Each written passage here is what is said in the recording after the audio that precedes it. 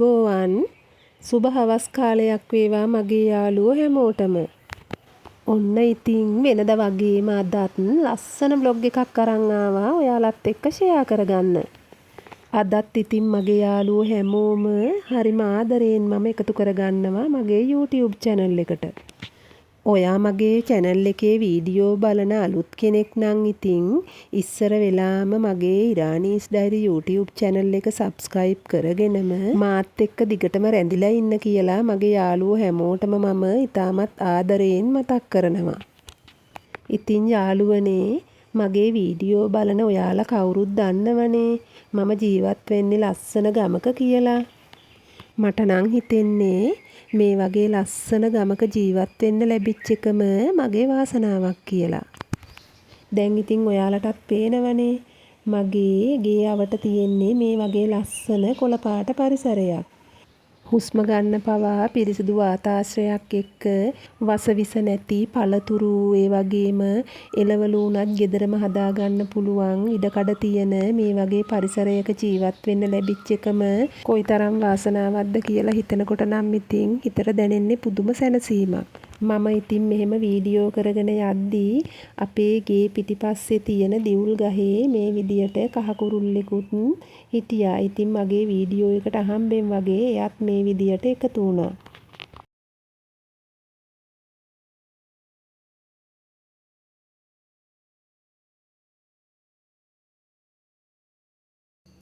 අද ඉතින් හවස් වරුවේ කරන්න කියලා විශේෂ වැඩකුත් නැති නිසා මට හිතුණා මගේ ගාඩන් එකේ මෙන්න මෙතන පුංචි වෙනසක් කරගන්න ඕන කියලා. මොකද මෙතන පාළු බවකින් වගේ තමයි තිබුණේ.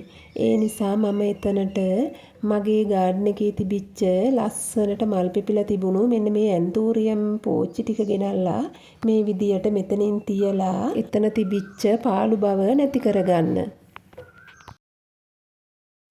ඊළඟට ඉතින් දැන් මම මේ කරන්න හදන්නේ මේ ස්ටූල් එකේ ලස්සනට මල් පිපිලා තිබිච්ච මේ වගේ ඇන්තූරියම් පෝච්චියක් තියලා මේ විදියට ලස්සනට හදාගත්ත එක. දැන් ඉතින් ඔයාලට පේනවනේ බලන්නකෝ එතන තිබිච්ච පාළු බව නැති වෙලා ලස්සනට පේනව නේද? දැන් ඉතින් මම මේ වැඩ ටික ඉවර කරගත්තට පස්සේ ඔන්න ඔය විදියට තමයි මගේ ගාඩන් එකේ ඒ පැත්ත ලස්සනට පෙනුනේ. මගේ ගාඩන් එකේ තියෙන ජම්බු ගහට නම් මේ දවස්වල ලොකු ලෙඩක් හැදිලා වගේ. මේ බලන්න ඒ තරමටම ගෙඩි හැදිලා. මීට ඉස්සර වෙලත් වීඩියෝ එකේදී මම මේ ජම්බු ගහේ ගෙඩි හැදිලා තියෙනෝ දෑවහම මගේ යාළුවෙක් මට කමෙන්ට් එකක් දාලා තිබ්බා මේ ජම්බු වලින් රසට ජෑම් හදා ගන්න විදිය. ඉතින් දැන් මම මේ හදන්නේ ජම්බු ටිකක් කඩලා අරගෙන රස ජෑම් එකක් හදා ගන්න.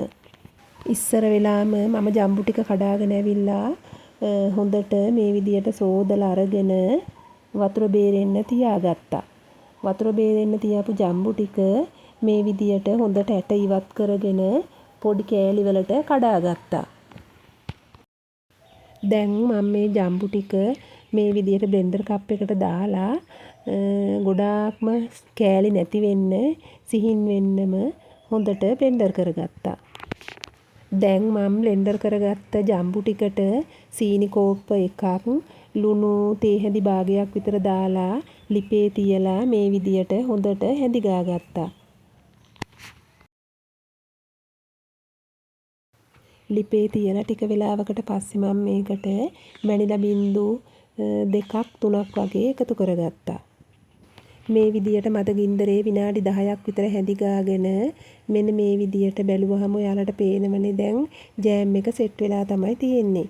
දැන් අපි ලිප ඕෆ් කරලා මේ වගේ ජීවාණුහරණය කරගත්ත බෝතලයක් අරගෙන මේ විදියට ජෑම් ටික දාගත්තා. දැන් ඉතින් මේ ඔයාලට පේන්නේ ගෙදර ගහේ ජම්බු වලින් මම හදාගත්ත ජම්බු ජෑම් එක. එහෙනම් ඉතින් ඔයාලත් මේ වගේ ජම්බු වලින් රසට ජෑම් හදලා රස බලන්නකෝ.